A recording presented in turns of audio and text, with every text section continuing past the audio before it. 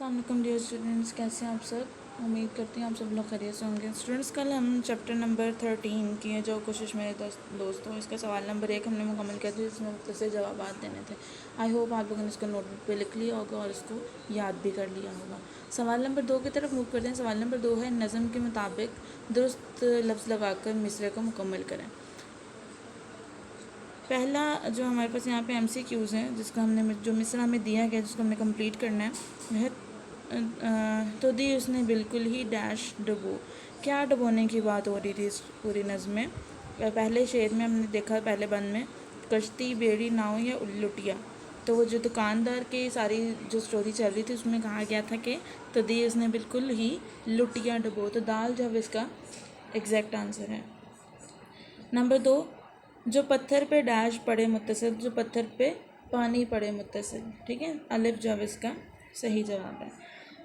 Number 3, तो क्या दोगे डैश इम्तिहान में जवाब। तो क्या दोगे अब इम्तिहान में, सब इम्तिहान में, तुम इम्तिहान में या कल इम्तिहान में। तो ये कल इम्तिहान में, यानी एक उसको जब ख़बरदार किया जा रहा था कि आज नहीं पढ़ोगे तो कल इम्तिहान में क्या जवाब दोगे। तो दाल इसका जो एग्जैक्ट आंसर है। नंबर 4, ये माना कि मुश्किल बहुत है डैश। ये माना कि मुश्किल बहुत है, वर्क, रमक, अदक या सबक। सबक मुश्किल, ठीक है। ये माना कि वो मुश्किल बहुत है, सबक। ख़बरदार हरगिज़ ना डैश तुम घबराओ तुम। ख़बरदार हरगिज़ ना घबराओ तुम। जीन जो है इसका सही आंसर है। ठीक है, आप इसके जो जवाब हैं ये बुक पे मार्क कर लीजिएगा। ठीक है, और उसके बाद सवाल नंबर 3 की तरफ आते हैं। सवाल नंबर 3 है, कॉलम ए में अलिफ में कुछ शेरों के पहले मिसरे दिए गए हैं और इनके दूसरे मिसरे कॉलम बे में बेतरतीबी से लिखे गए हैं। तो आपने कॉलम को उसके हर मिसरे को दूसरे के साथ मैच करते हुए कॉलम जी में लिखना है। जैसे पहला जो कॉलम ए में जो पहला हिस्सा दिया मिसरा दिया गया वो है, दुकान बंद करके रहा बैठ जो। तो इसका जो दूसरा मिसरा था वो क्या था, तो दी उसने बिल्कुल ही लुटिया डबो। उसके बाद है जी, जो पत्थर पे पानी पड़े मुत्तसिल। तो अब इसके साथ क्या आएगा, ख़बरदार हरगिज़, तो क्या दोगे, बुरा है मगर इस्तेआब और कलम, या तो बेशुबा घिस जाएगा पत्थर के सिर। जी हाँ, नंबर 4 जो है मतलब इसका जो पूरा शेर है वो इस तरह से बनेगा, जो पत्थर पे पानी पड़े मुत्तसिल, तो बेशुबा घिस जाए पत्थर के सिर। इसी तरह नंबर 3 कॉलम अलिफ का जो तीसरा मिसरा में दिया गया वो है, अगर ताक में तुमने रख दी किताब। तो इसका दूसरा मिसरा है, तो क्या दोगे कल इम्तिहान में जवाब। ठीक है, तो आप इसको कॉलम जी में इसी तरह से लिखते रहिएगा। ठीक है, इसी तरह से आखिरी 2 जो हैं वो आप खुद भी कर सकते हैं वैसे। तो ये आई होप आप लोग इसके कॉलम मैचिंग खुद से कंप्लीट कर लेंगे। सवाल नंबर 4 की तरफ आते हैं। सवाल नंबर 4, और आपकी मदद से तलफ़ुज़ वाज़े करें। मैं इसके तलफ़ुज़ बोल के आपको बता देती हूँ, सो दैट आप लोग जो अराब है वो लगाने में आपको आसानी हो। ठीक है, ये भी आप बुक पे करेंगे। सवाल नंबर 2, 3 और 4 फ़िलहाल आप बुक पे ही कंप्लीट करेंगे।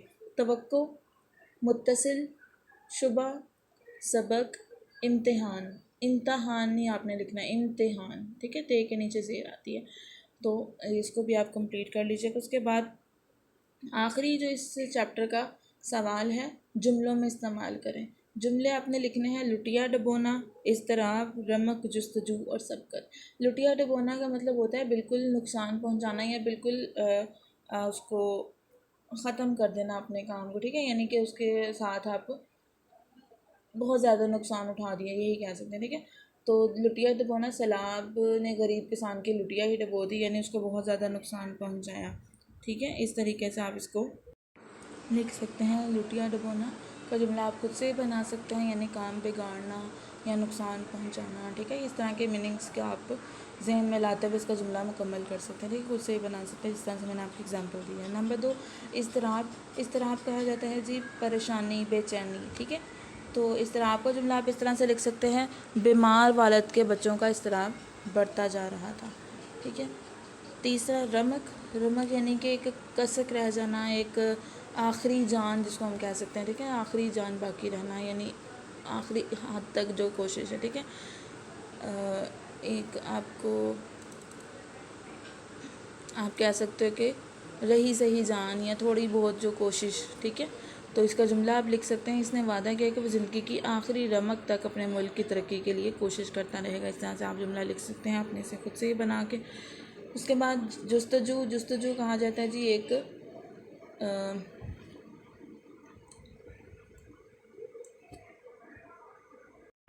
उम्मीद, कोशिश, ठीक है, इस तरह के कोई भी वर्ड जुस्तजू के मीनिंग्स में आते हैं, ठीक है। उम्मीद वैसे ज़्यादा सूटेबल वर्ड है, ठीक है। तो इसका जुमला आप जिस तरह से बना सकते हैं, साइंस, तहकीक और जुस्तजू का नाम है। सबकत यानी बाजी ले जाना, जीत जाना, ठीक है। सबकत का जुमला आप बना सकते हैं, इम्तिहान में हर सब बच्चा सबकत ले जाना चाहता है, ठीक है। इसी तरह से आप जुमले जो है वो कोई से भी खुद से भी आप ऐड कर सकते हैं, ठीक है।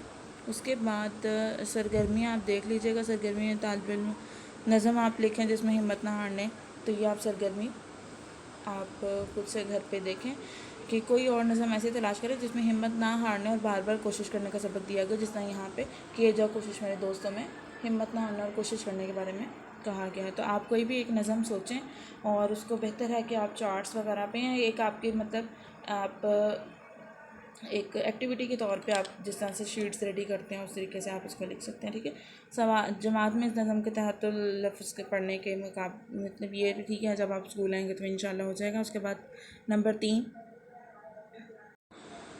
तो ये भी आप जवाब लिख सकते हैं। सवाल नंबर 3 के जो हैं, तालिब इल्म से इन सवालात के ज़बानी जवाब दरियाफ़्त करें। यानी अगर कोई सबक मुश्किल हो तो आप क्या करते हैं, ये आपकी थिंकिंग है कि आप इसको किस तरह से हैंडल करते हैं।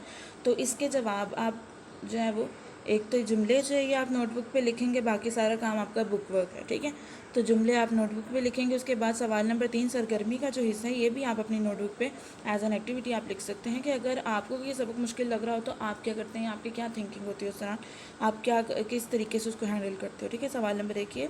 उसके बाद रुक रुक कर काम करना कैसी आदत है, इसका क्या नतीजा निकलता है, आपके मुताबिक इसका जवाब क्या होगा, और अगर मुश्किल पढ़ने पर इंसान घबरा जाए तो क्या करना चाहिए, ठीक है। इन तीनों सवालात के जो जवाबात हैं वो आप अपनी नोटबुक पे लिखेंगे। आज का जो काम है आपका यहीं तक है कि आपने जुमले लिखने हैं और उसके अलावा सरगर्मी का तीसरा जो पार्ट है सवालात के ज़ुबानी जवाब, आपने यहाँ पे ज़ुबानी जवाब कह गया है लेकिन आप इसको नोटबुक पे लिख लीजिएगा, ठीक है। तो आपका यही काम है कि आपने इसको कंप्लीट करना है और इसको याद भी, बहुत सारे ऑब्जेक्टिव जब आपने याद करने। अपना ख्याल रखिएगा। अल्लाह हाफ़िज़।